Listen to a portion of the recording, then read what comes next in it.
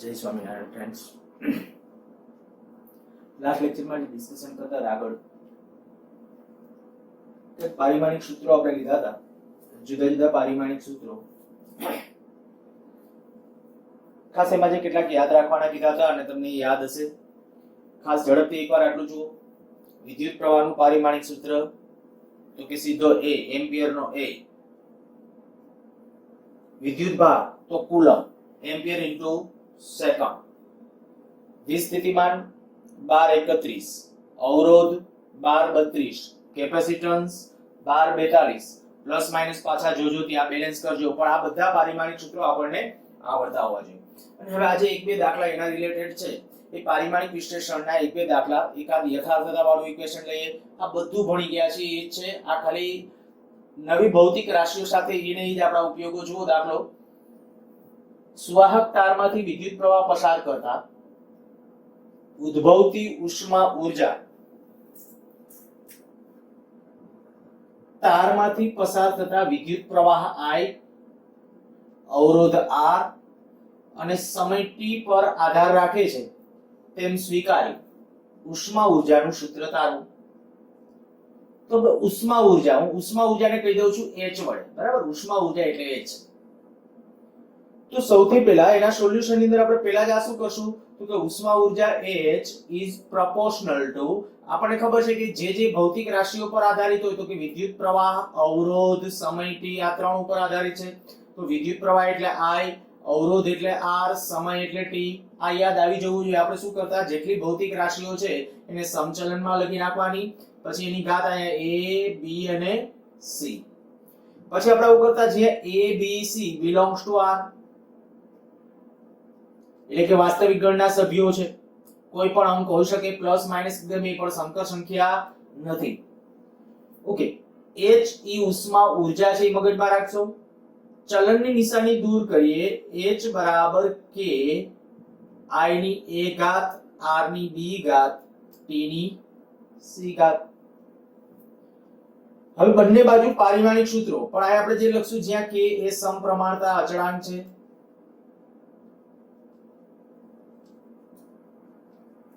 એને કોઈ એકમ કે પારિમાણિક સૂત્ર હોવાનું નથી. ઓલરેડી આપણે ડિસ્કસ કરી ગયા છીએ કે જે આયા સમીકરણની અંદર આવતા સમપ્રમાણતા અચળાંક હોય એને એકમ અને પારિમાણિક સૂત્ર હોય તો આપણું આ પારિમાણિક વિશ્લેષણની આપણી આ મેથડ છે એના માટે કામ કરે નહીં. એટલે આ એકમ અને પારિમાણિક સૂત્ર હોવું જોઈએ નહીં. અચ્છા, હવે જે H ઉષ્મા ઊર્જા, તો ઊર્જાનું જે પારિમાણિક સૂત્ર થાય એ લખવાનું છે. તો બંને બાજુ પારિમાણિક સૂત્રો લખતા.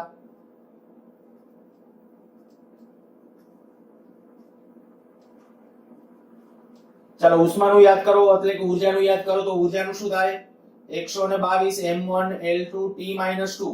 મેં કીધું એ પ્રમાણે આ ખાસ પારિમાણિક સૂત્રો યાદ આવી જવા જોઈએ. જો આ ન આવડતા હોય તો આ મેથડ આવડતી હશે છતાં પણ નકામી.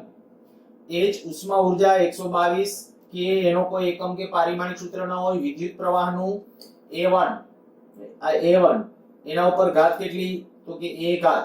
R અવરોધ, તો અવરોધ માટે આપણે 1242 લાસ્ટ લેક્ચર વખતે જે ડિસ્કશન કર્યું તો એ સોરી 1232. તો આ કે શું m1 L2 T - 3 a - 2. આ અવરોધનું પારિમાણિક સૂત્ર, એના ઉપર b ઘાત, t સમય, તો t ની ઉપર 1 ઘાત, એના ઉપર પાછી c ઘાત. હવે આ બાજુ mm વાળા પદ ભેગા, તો અહીં m વાળું એક પદ છે તો m ની કેટલી ઘાત? b, m ની b. L ની 2 આયા 2b, આયા એક જગ્યાએ નથી તો L 2b. T ની -3b, આયા T ની c, તો T ની -3b પ્લસ c, -3b અને આની આ c. A ની, તો A ની a ઘાત આયા a -2b. જોઈ લેજો બરાબર. આયા m ની b ઘાત, L ની કેટલી ઘાત છે તો L ની આયા 2b, T ની -3b અને T ની આ c ઘાત એટલે પ્લસ c. પછી A ની a ઘાત, આયા a અને આયા -2b. બંને બાજુ ઘાતાંકો સરખાવી દઈએ. m1 L2 T - 2. તો જો ઘાતાંકો સરખાવી દેશું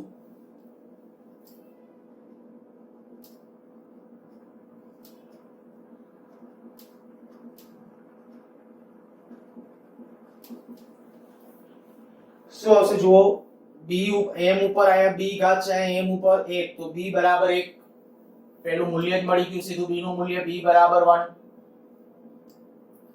ચલો બીજું 2b બરાબર 2 તો એ લખવાની જરૂર નથી કારણ કે 2b બરાબર 2 લખશો તો ફાઇનલી b બરાબર 1 તો એ તો મળી ગયું છે એટલે એ સમીકરણનો કોઈ અર્થ નથી તો એવું ન લખવું.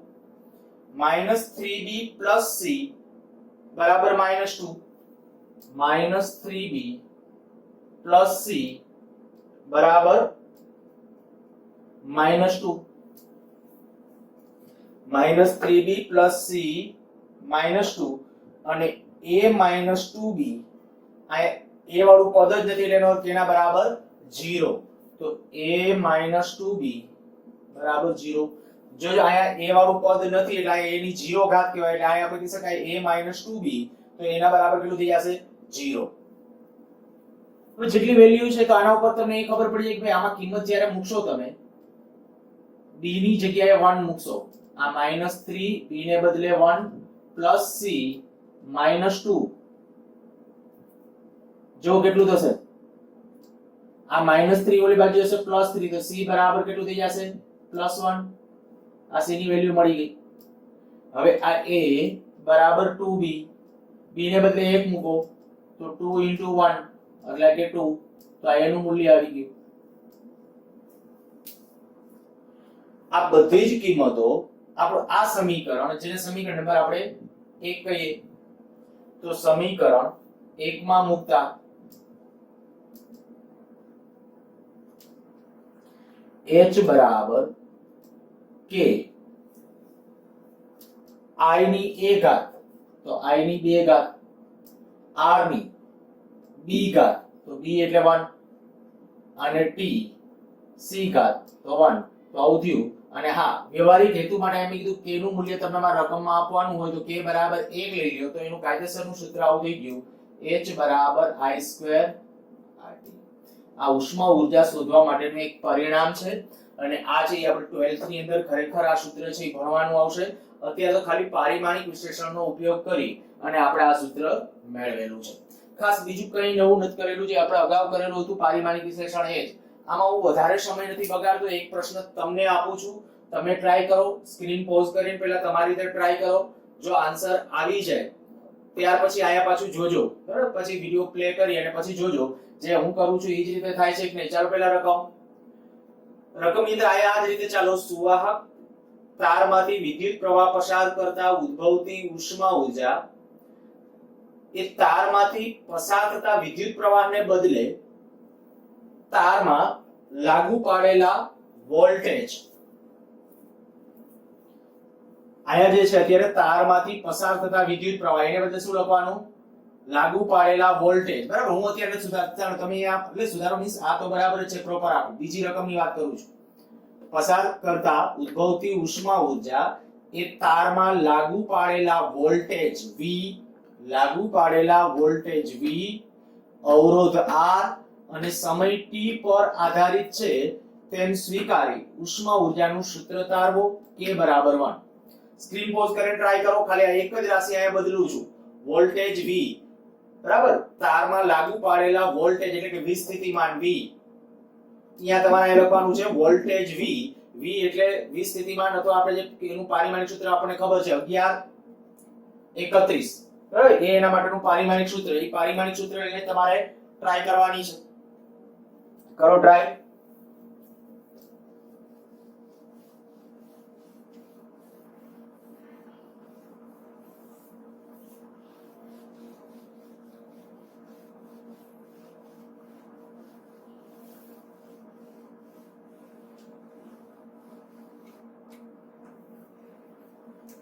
જે પછી જો ઉદ્ભવતી ઉષ્મા કેના ઉપર આધારિત છે એમ કીધું વોલ્ટેજ V અવરોધ R અને સમય t ઉપર તો આયા V ની ઉપર a ઘાત R ની ઉપર b ઘાત t ની ઉપર c ઘાત પાછું સેમ વસ્તુ આયા આપણે આ પહેલા લખી ગયા પછી આપણે કહીશું કે જે abc belongs to R abc belongs to R એટલે કે વાસ્તવિક ગણના સભ્યો છે તો h બરાબર v ની a ઘાત r ની આ એક સંચલન નિશાની દૂર કરેલી છે એટલે અચળાંક k મૂકી દઉં છું, k v ની a ઘાત r ની b ઘાત t ની c ઘાત. આ સમીકરણ નંબર 1. ચાલો ઉષ્મા ઊર્જાનું પારિમાણિક સૂત્ર, તો ઉષ્મા ઊર્જાનું આપણને ખબર છે m1L2T-2. હવે ફટાફટ યાદ આવી જવું જોઈએ, k ને એકમ કે પારિમાણિક સૂત્ર હોવું જોઈએ નહીં, વિસ્થિતિમાનનું. તો વિસ્થિતિમાનનું શું થશે? જૂલ પ્રતિ કુલમ. તો m1L2T-3a-1 વિસ્થિતિમાનનું થશે 1231. બરાબર, અવરોધનું આપણે કહેતા હતા 1232, એવી રીતે આ વિસ્થિતિમાનનું 1231. તો m1L2T-3a-1 એના ઉપર a ઘાત r, તો 1232 m1L2T-3a-2 1232 એના ઉપર b ઘાત અને t સમય, તો a એટલે t ની 1 ઘાત એના ઉપર પાછી c. આ બાજુ m ની કેટલી ઘાત છે? તો કે m ની a ઘાત, અહીંયા m ની b ઘાત, તો a plus b. l ની જુઓ તો l ની કેટલી 2a, અહીંયા l ની કેટલી plus 2b, આ l છે જ નહીં. t ની minus 3a minus 3b અને plus c, અને a ની minus a minus 2b. આ m1 L2 T minus 2. બંને બાજુ સરખાવી દઈએ, ઘાતાંકો સરખાવતા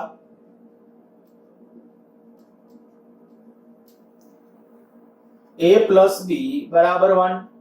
આ સમીકરણ નંબર 1. બીજું સમીકરણ 2a plus 2b બરાબર 2 થશે, તો એ યાદ થશે સમીકરણ, એટલે એનો કોઈ અર્થ નથી, તો એ નથી લખતો. પછીનું સમીકરણ -3a minus 3b plus c બરાબર -2. લાસ્ટ સમીકરણ, આ સમીકરણ નંબર કહી દો 2. પછી -a minus 2b બરાબર 0. શું કર્યું છે? અહીંયા a ની ઉપર જે ઘાત છે, અહીંયા a ની ઉપર કેટલી ઘાત કહેવાય? 0 ઘાત. તો -a minus 2b. હવે તો કે આના ઉપરથી આ બે જે સમીકરણો છે, જો બેનો સરવાળો કરી નાખો, સમીકરણ 1 + 3, તો સમીકરણ 1 + 3 લેતા સાદરૂપમાં થોડું ધ્યાન રાખજો, હું થોડી સ્પીડ રાખું છું. 1 + 3, જો 1 અને 3 બેનો સરવાળો લો તો 1 + 3 એટલે આ a minus a, ઓકે લખીએ, a plus b બરાબર 1 minus a minus 2b બરાબર 0.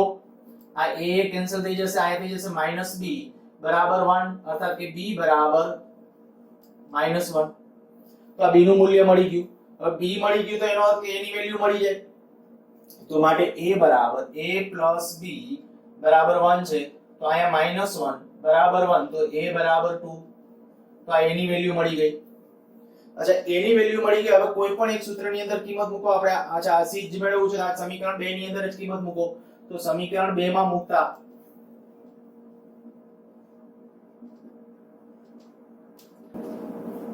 સમીકરણ 2 આપણું આ છે -3a minus 3b plus c બરાબર -2. બસ આમાં કિંમત મૂકી દેવાની છે. -3 a બરાબર કેટલું છે? તો a બરાબર 2, -3 b ને બદલે પાછું -1 plus c બરાબર -2. તો આ થઈ જશે -6 plus 3 plus c -2. તો આના ઉપરથી થઈ જશે અહીંયા -3 plus c બરાબર -2. આ ત્રણ ઓલી બાજુ જશે, c બરાબર આવી જશે 1. તો આ થઈ ગઈ c ની વેલ્યુ. તો આ બધી કિંમતો પાછી આપણે કહી શકીએ આપણું જે મૂળ સમીકરણ છે, અને સમીકરણ નંબર આપણે 1 આપ્યું તેને a કહી દઉં છું, એટલે હવે આ વચ્ચેના એકથી સમીકરણ બદલવા નહીં. તો આ સમીકરણ a માં કિંમત મૂકતા, તો સમીકરણ a માં મૂકતા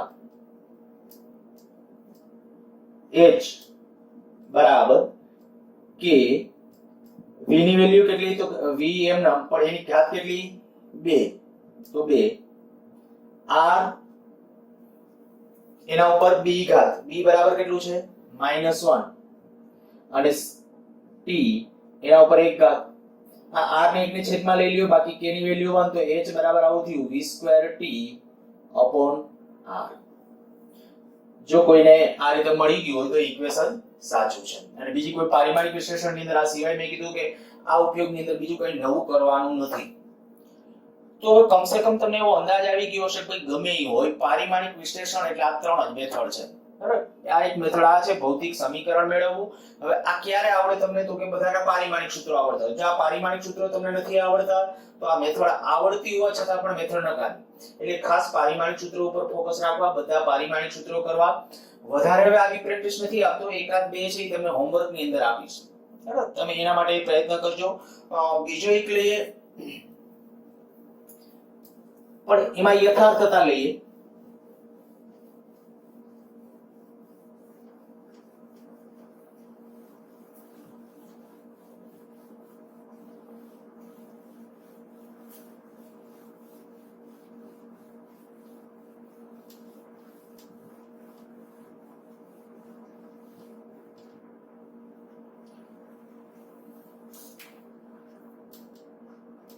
ક્વેશ્ચન ના સંદર્ભમાં લખું છું. ક્વેશ્ચન આ રીતે, તારમાંથી વિદ્યુત પ્રવાહ પસાર કરતા, રકમ આખી લખું છું, તારમાંથી વિદ્યુત પ્રવાહ પસાર કરતા ઉદ્ભવતી ઉષ્મા ઊર્જા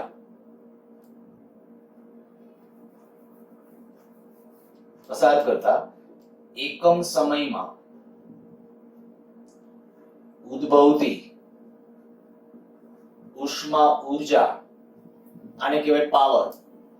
એકમ સમયમાં ઉદ્ભવતી ઉષ્મા ઊર્જા એટલે પાવર. P બરાબર VI સમીકરણ વડે અપાય છે. આ સમીકરણની યથાર્થતા ચકાસો.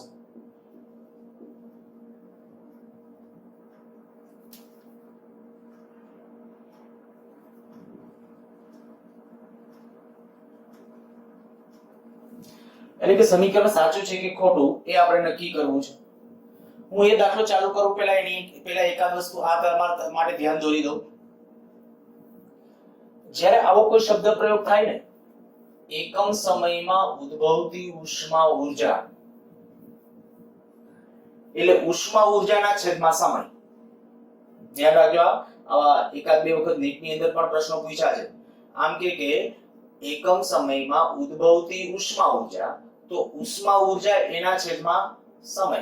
હું અહીંયા આમ લખું, ખાલી આપણે અત્યારે મેં કીધું આના માટે ચર્ચા નથી કરતો. એકમ સમયમાં વેગમાનમાં થતો ફેરફાર, આનું પારિમાણિક સૂત્ર જણાવો.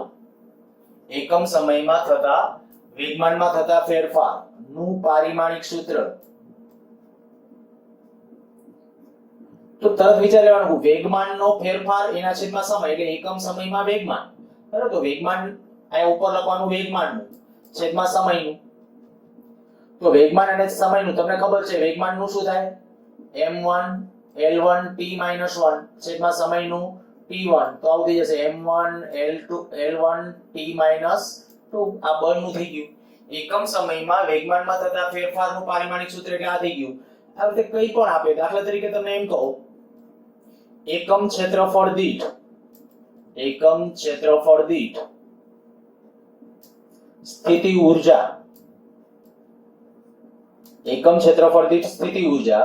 તો તરત જ યાદ કરવાનું, સ્થિતિ ઊર્જાના છેદમાં આના બરાબર શું થાય? સ્થિતિ ઊર્જા એના છેદમાં ક્ષેત્રફળ. તો સ્થિતિ ઊર્જાનું તમને આવડે છે, સ્થિતિ ઊર્જાનું પારિમાણિક સૂત્ર શું થશે? બરાબર, અહીંયા આપણે આનું નું પારિમાણિક સૂત્ર જોઈએ છે, તો આપણે કહી શકશું નું પારિમાણિક સૂત્ર એટલે સ્થિતિ ઊર્જાના છેદમાં ક્ષેત્રફળ. આનું પારિમાણિક સૂત્ર જોઈએ, સ્થિતિ ઊર્જાનું શું થશે? ઊર્જાનું જ. તો ઊર્જાનું m1 l2 t-2 એના છેદમાં ક્ષેત્રફળનું l2. તો શું થઈ જશે? m1 l0 t-2. જો આગલા લેક્ચર વખતે જે પૃષ્ઠતાણનું હતું એ પારિમાણિક સૂત્ર છે. તો એકમ ક્ષેત્રફળ દીઠ સ્થિતિ ઊર્જા, આવી કોઈ પણ ટર્મિનોલોજી ગમે ત્યારે આવે તો આ મેથડ એક ધ્યાન રાખજો, આવી રીતે પારિમાણિક સૂત્રો લખતા આવડવા જોઈએ અને આ રીતે પૂછાય પણ છે. સારું, આ દાખલો શરૂ કરો એની પહેલા આ છે, આ એકાદ બે બાબતો છે એ નોટ્સમાં નોંધ કરી નાખજો. ચાલો હવે આપણે દાખલા ઉપર પાછા.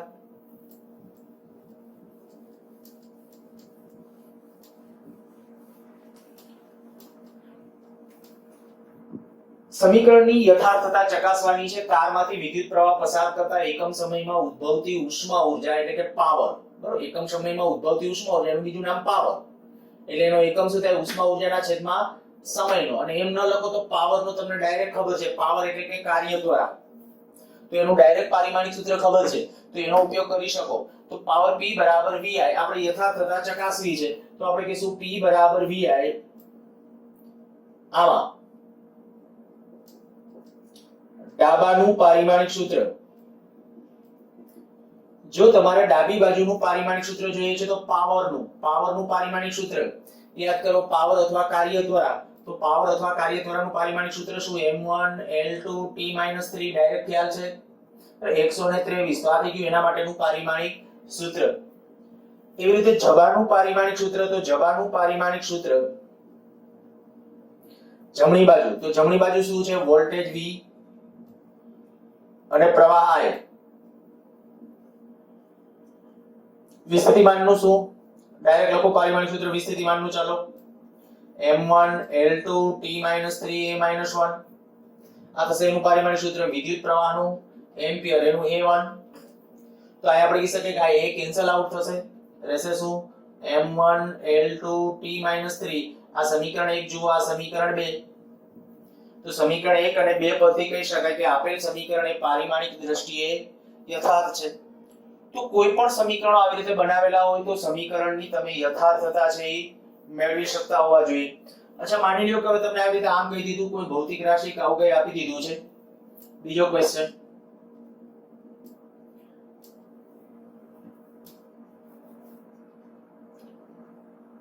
ઉષ્મા ઊર્જા H બરાબર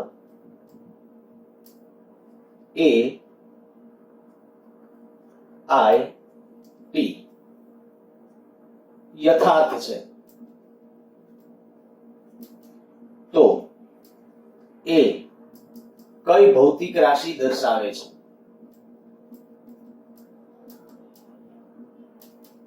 પ્રશ્ન ગમે માડાવડા પૂછી શકાય, આપણે મૂંઝાવાની જરૂર નથી. તમને આવડે છે કે ભાઈ ઉષ્મા ઊર્જા H બરાબર AIT યથાર્થ છે. આ સમીકરણ યથાર્થ છે.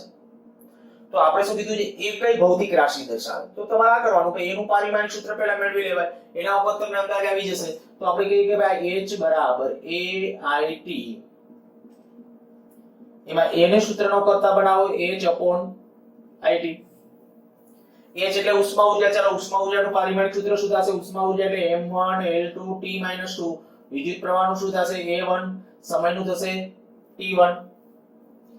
જ્યારે આને ભેગા કરશું એટલે થઈ જશે આવું m1 l2 t-3 અને a-1. જો જે 1231 કેનું પારિમાણિક સૂત્ર છે? તો 1231 એટલે વીજ સ્થિતિમાનનું. તો એ કહી શકાય કે જે વીજ સ્થિતિમાનનું પારિમાણિક સૂત્ર છે. વીજ સ્થિતિમાન લખીને એને બ્રેકેટમાં કરી નાખું છું. એટલે આપણે અગાઉ કીધું તમને કે આ બ્રેકેટનો અર્થ થાય નો એકમ અથવા નું પારિમાણિક સૂત્ર.